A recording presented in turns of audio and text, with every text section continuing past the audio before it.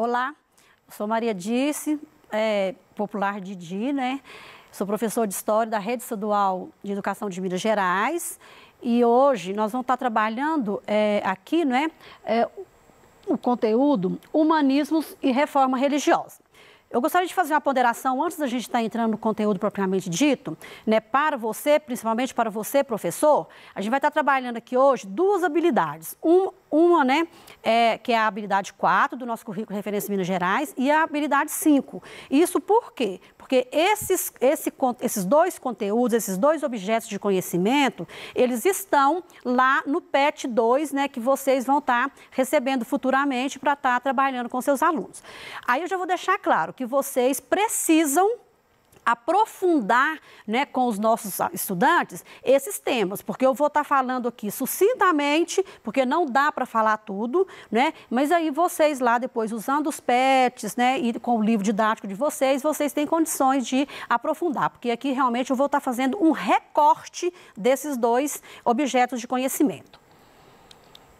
Bom, espero que no final da aula, né, você, aluno, seja capaz de identificar o significado de renascimento cultural e artístico, né, para a história e também de compreender as motivações, né, da reforma protestante e relacioná-las ao contexto europeu, né, lá do início do século XVI.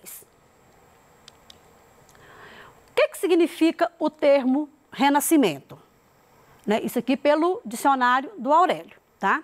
Nascer de novo, renovar, rejuvenescer, tornar-se a aparecer, ressurgir, germinar de novo, emendar-se, corrigir-se, tornar-se ao estado de graça. No nosso caso aqui, né, da história, né, nós vamos estar, na verdade, usando muito a palavra assim, ressurgir, né, porque vocês vão estar vendo que, na verdade, esse renascimento, ele vai, né, buscar, né, tudo que teve de bom lá, né, na Idade Média, na idade Antiga, né, para estar trazendo esses valores para esse movimento renascentista. É um resgate mesmo, né, desses valores lá da cultura greco-romana. Por que estudar o Renascimento? Durante o século XV e XVI, né, ocorreu muitas mudanças na religião, na ciência e na arte europeia. E claro que, né, em outros setores também, como o cientificismo, né, muitas coisas foram acontecendo lá de crescimento mesmo, né, durante esse período na Europa. Alguns setores da sociedade começaram a observar o mundo e até mesmo a ver o universo, né, através de um outro olhar. Tá? Que não fosse aquele olhar, né, meio truncado lá, né, da Idade Média. Foram muitas descobertas, belas obras de arte, estudos científicos inovadores, a valorização do homem como ser capaz de produzir conhecimento. Dentro aqui, né, quando eu coloco aqui estudos científicos, né, nessa época aqui a gente teve várias descobertas, tá? De várias coisas, né? Inclusive, descobriram muitas coisas na questão da arte de navegar, mapas, né, sendo refeitos e mais bem elaborados, e aí isso então ajudou as pessoas a saírem, né, para as navegações ibéricas, tá? E claro que aqui também essa valorização do homem capaz dele conhecer, né, dele produzir conhecimento e ele com criticidade foi muito interessante.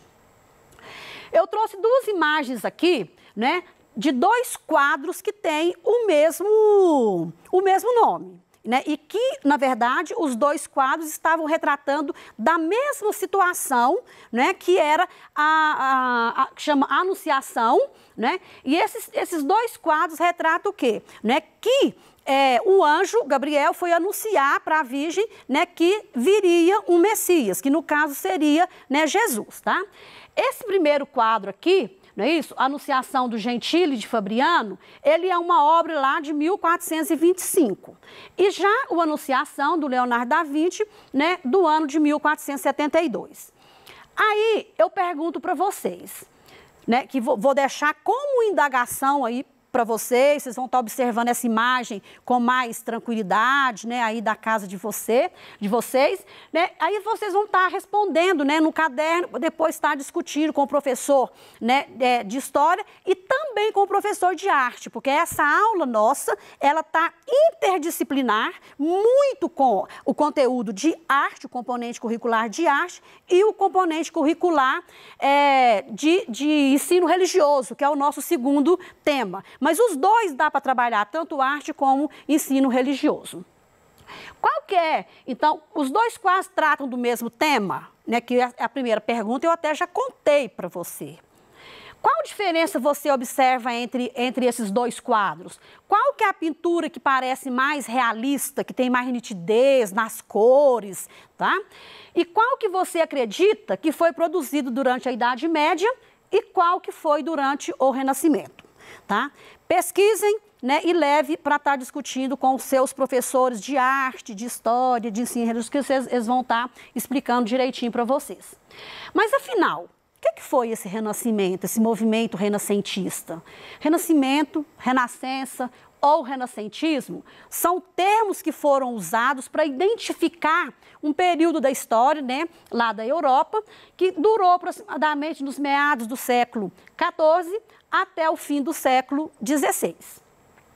As transformações, né, que foram acontecendo, elas foram muito evidentes, né, na cultura, na religião, na sociedade, na economia, na política, e isso então caracterizou a passagem, né, o fim, né, do feudalismo para o capitalismo, que é quando surgiu, né, o comércio e as pessoas começaram a comercializar e muitas pessoas se enriquecerem. Porém, o termo renascimento, né, a gente vê muito isso, tem até controvérsia, determinados autores, até com a questão de que se a data foi essa mesmo, se tá, né, e tudo. Mas aí existe o quê? Que o termo renascimento ele é mais comumente empregado para descrever efeitos na arte, na filosofia e nas ciências. Mas nós temos que pensar que esse renascimento, ele abrangeu todos os campos que eu já citei aqui em cima para vocês, né? Na cultura, sociedade, política e etc. Bom, eu coloquei aqui simples 3 características que são as principais características desse movimento renascentista e do humanismo. Porque o humanismo é um movimento intelectual que está dentro do Renascimento.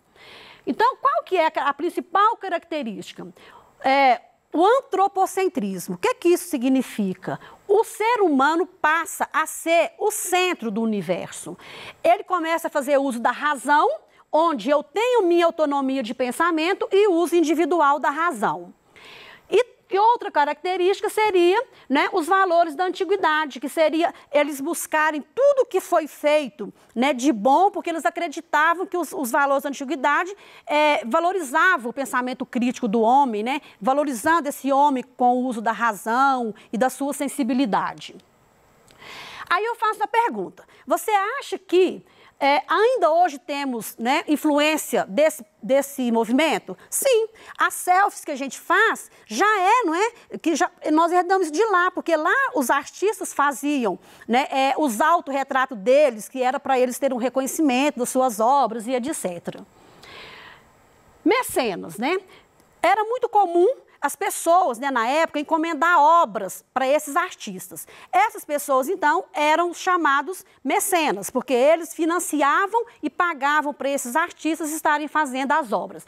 Eu trouxe aqui um exemplo, né, quem eram esses mecenas? Eram as famílias burguesas, os reis e uma boa parte do clero, tá? Inclusive, a Capela Sistina que tem, né, hoje, lá em Roma, ela foi encomendada, né, o teto dela, a pintura dela foi encomendada, né, para o Michelangelo fazer pelo Papa Júlio II.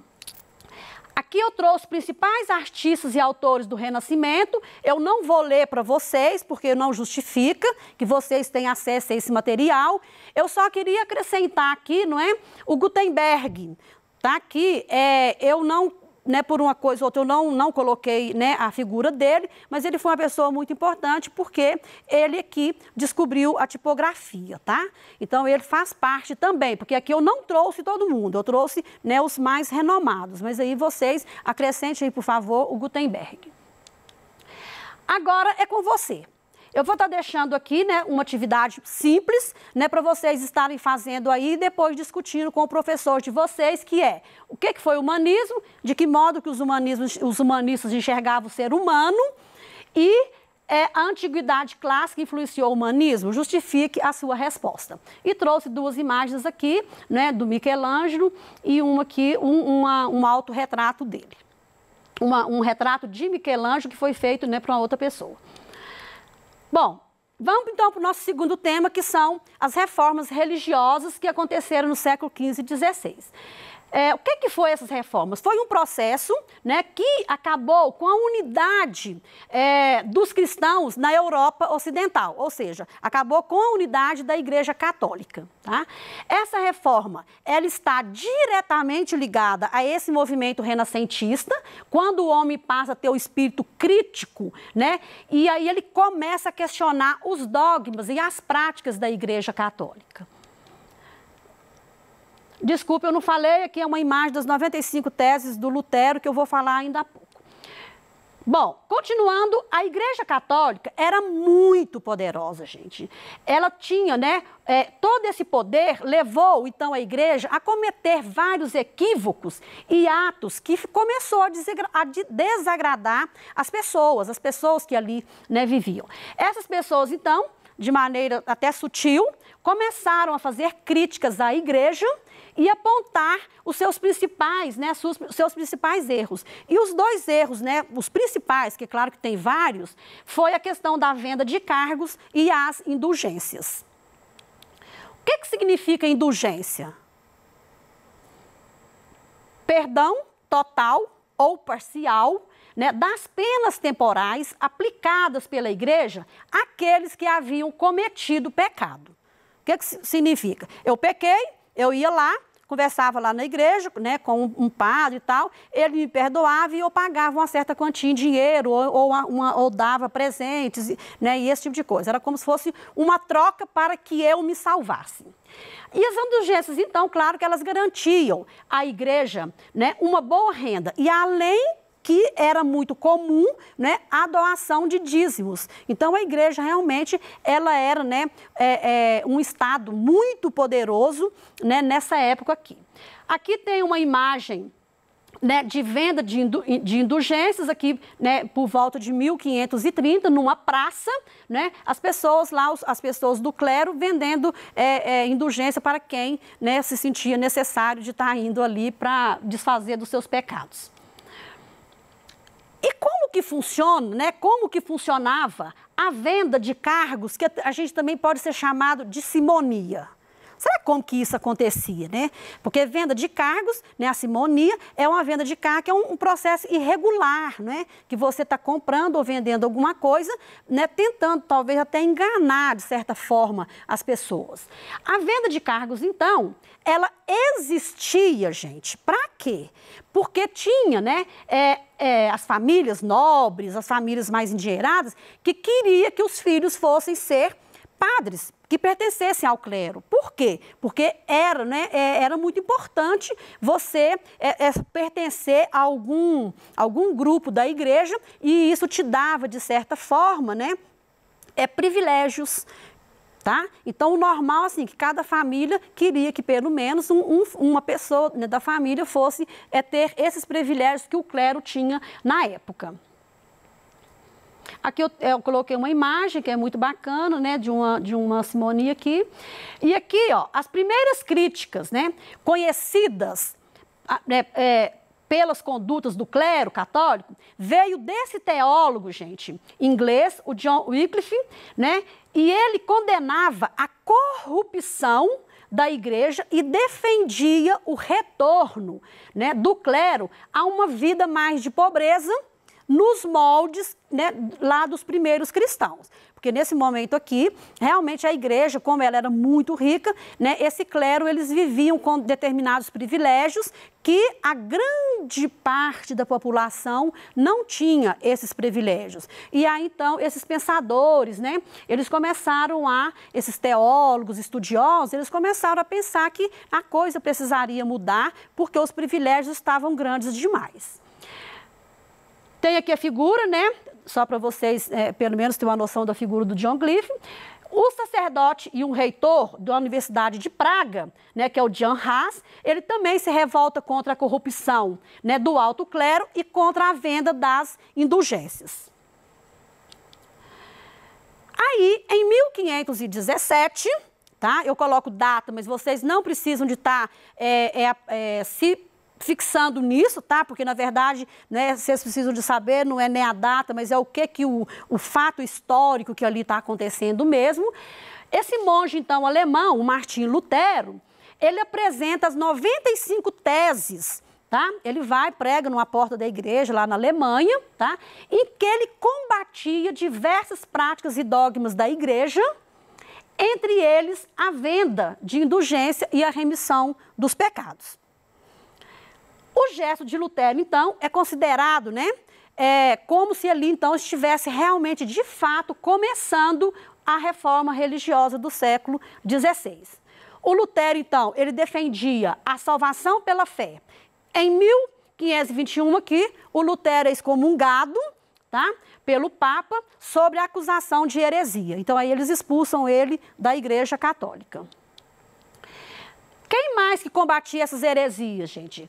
Os humanistas, então, eram todos incomodados, né, com essa questão discordavam, né, do pensamento da igreja, e um deles, né, que eu trouxe aqui só para falar, para citar a Inquisição da época, né, o pensador italiano Giordano Bruno, ele foi queimado na época porque ele falou, tá, que o universo era infinito, e a Igreja Católica, ela não admitia, né, isso daí. Tá? Era outro pensamento que você pode estar discutindo aí com o seu professor de história, seu professor de ciências, que eles vão estar explicando melhor para vocês. O pensamento de Lutero e Calvino, eu fiz aqui um quadro comparativo, tá? Só para estar deixando para vocês realmente, de fato, ver, né, o que era o pensamento de um e de outro. Tá? O Martim Lutero, como eu falei, ele era da Alemanha, o João Calvino da França e Escócia. Tá? O pensamento deles aqui, né, todos os dois, na verdade, era muito parecido com a questão das regalias, do conforto lá que o clero tinha. A salvação, né, pelo Lutero só poderia ser obtida pela fé, e aí assim, eu não vou estar lendo tudo, né, porque o tempo da aula, como eu falei, 2 temas, não é fácil de fazer, né, um tema grande desse jeito em pouco tempo. Aí vocês, então, vejam isso, discuta com o seu professor, né, para estar aprofundando mais sobre o tema. A reforma na Inglaterra, ela foi feita aqui pelo rei Henrique VIII, ele rompe, né, em 1534 com a Igreja Católica e funda o anglicanismo, cujo chefe era ele próprio. Tá? A doutrina anglicana era muito semelhante à doutrina católica, tá, gente? Que manteve a maioria dos dogmas lá do clero. Só que ela estabelece o culto em língua inglesa, além da tradução da Bíblia, e o sacerdote poderia estar casando, tá? As consequências da reforma religiosa foram inúmeras, tá? Mas, ó, enfraquecimento do poder político da Igreja Católica, aumento do poder dos reis protestantes, fortalecimento dos ideais burgueses, que era o enriquecimento, né, o enriquecer mesmo com o comércio, a difusão da instrução religiosa, né, onde a Bíblia foi traduzida e eles passaram, né, do latim para a língua nativa, aí as pessoas passaram a estudar mais a Bíblia, estímulo à participação dos fiéis nos cultos religiosos, e depois veio a criação do movimento da Contra-Reforma, que foi um movimento onde a Igreja Católica, né, ela tentou reorganizar a Igreja Católica nesse período, tá? Aí eu estou deixando aqui uma atividade para vocês, né, para vocês preencherem o quadro com as diferenças das 4 religiões, né, colocando o que cada uma pensa na salvação, no culto e nas fontes, né, da fé. A nossa aula hoje, então, terminou. Eu sei que foi muito rápido o que eu passei para vocês. Vocês precisam estar junto com os professores estudando mais, aprofundando mais. Mas, enquanto isso, aproveitem que vocês estão em casa, use máscara, né? E aí, fique em casa mesmo. E eu espero, em breve, a gente estar se encontrando novamente. Um abraço.